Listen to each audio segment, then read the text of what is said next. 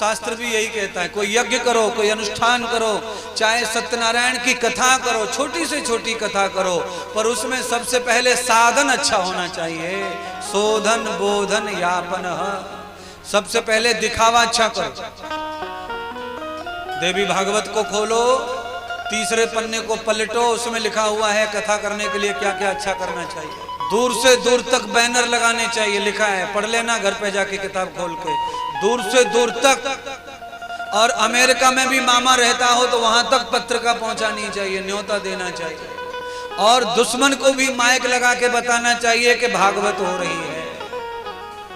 और फिर शोधिताम, शोधना, जिस घर में हम रहते हैं उस घर से भी 1000 गुना अच्छा पंडाल होना चाहिए।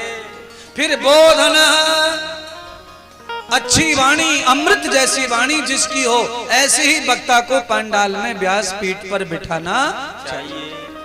3 चीजों का ध्यान रखना है पूजा में, शोधन, बोधन, यापन। इसलिए ध्यान करना, ज्यादा आदमी बुद्धि से शुद्ध नहीं कर पाता जगह को, तो हमारे ऋषियों ने फॉर्मूला निकाला का गाय का गोबर लाके लीप दो और हवन कर लो, चल जाएगा, शुद्धि हो जाती है। बोलिए काय किस कहा शुद्धि कर ले, बता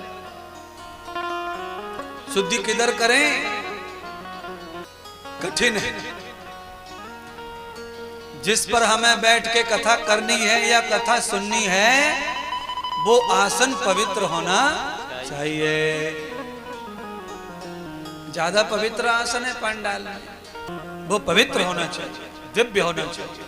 अच्छा, ये मैं ऐसे इसलिए नहीं कह रहा हूं कि मुझे कुछ कम पड़ रहा, ना ना ना ना। फल मजबूत करना हो, पूरा सफल करना है तो ये साधन आवश्यक है।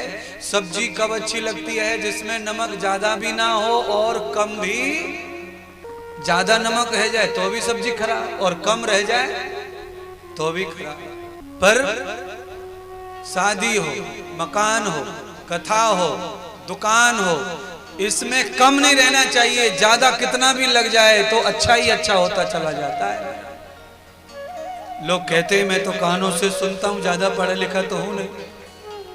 अब थोड़ा ज्ञान जलेसर में आके मिलेगा तो मिलेगा। आज काफी मिला है सुबह से, जब से आए तब से, और मिलेगा जब तक 1-2 घंटे और है तब तक मिलेगा। क्या सीखने को बहुत कुछ मिलता है, जहां जाओ वहां मिलता है। यहाँ अलग मिला सीखने को, बहुत कुछ मिला।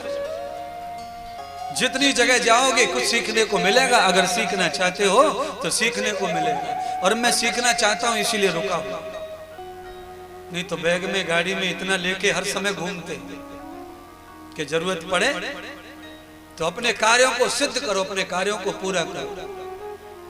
क्योंकि कथा करने का संकल्प लिया जब से आज तक, कथा हमारे बाल बच्चों का साधन नहीं बनाया।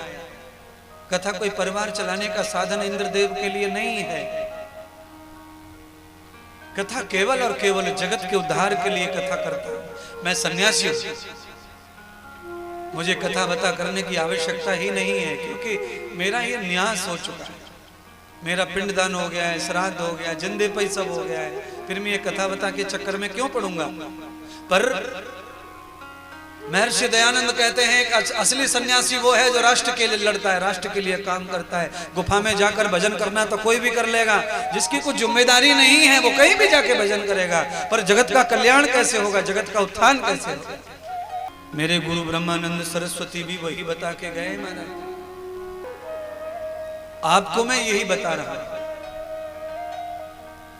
जिंदगी में आदमी को आगे बढ़ना है तो हमेशा अच्छे कामों में अपना जीवन न्यौछावर कर देना चाहिए।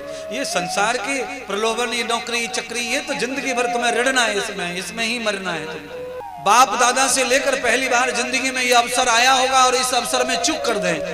बार बार अवसर नहीं आता, बार बार पैसे खर्च करने को पेड़ों पे नहीं लग रहे पैसे। झड़ा के ले आओ बगीचा में से आम, ऐसे नहीं है पैसे।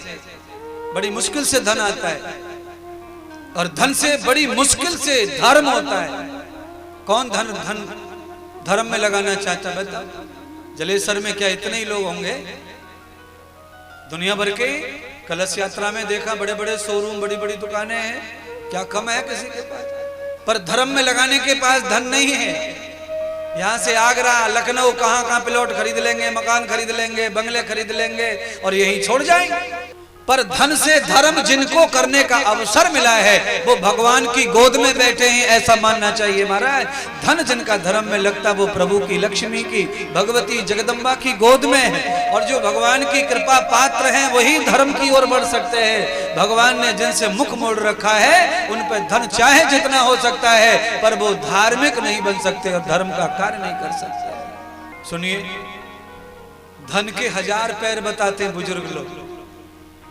1000 पैर धन के हैं पर फिर भी धन अपाइज है, वो चल नहीं सकता। कब तक? जब तक धन का पैर न लग जाए उसको, तब तक। बृहतो धन ममम जाता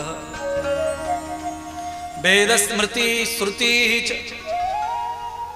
वेद स्मृति श्रुति कह रही है कि धन वही धन बनता है जो धर्म बन जाता है। नहीं तो धन क्या है? भागवत, कृष्ण भगवान की जो भागवत है उसमें जब हम 10वें स्कंद की कथा सुनते हैं, भगवान की बाल लीलाएं सुनते हैं, तो उसमें धेनुकासुर नाम का एक राक्षस होता है। वो धन का ही अवतार है।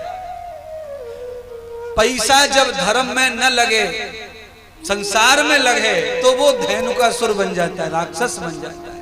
आदमी को कर्महीन बना देता है, दारूड़ा बना देता है, शराबी बना देता है, ज्वारी बना देता है, शैतान बना देता है और घर में लड़ाई करवा देता है, पति पत्नी में विरोध कर देता है, भाई भाई में लड़ाई करवा देता है, मर्डर करवा देता है, जेल करवा देता है, वो धन। इसलिए भगवान के कार्यों में कभी भी खींचातानी ना करते हुए वफादारी से, दिल से आगे काम करते। क्यों? यह लोकस्य कर्मं विभूषितं जातां प्रपद्यते परस्वया। महर्षि मनु क्या कहते हैं? महर्षि मनु कहते हैं कि भगवान के कार्यों को आदमी वफादारी से दिल खोल के हंसते हुए करता है तो कई जन्म और कई लोगों तक उसका यश बढ़ता ही चला जाता है, उसकी कीर्ति बढ़ती चली जाती है, उसकी जय जयकार बढ़ती चली जाती है और इस लोक में वो कीर्ति को, सम्मान को, प्रतिष्ठा को प्राप्त होता है और परलोक में भगवान के बराबर में आसन प्रदान किया जाता है। भगवान के निकट, उनकी छाया के नीचे, प्रभु के पास। और सबसे बड़ी बात, मृत्युरन दुखम न जाता जन्मस्य दुखम। जन्म और मृत्यु का जो दुख है, पीड़ा है, उससे वो हमेशा के लिए बच जाता है।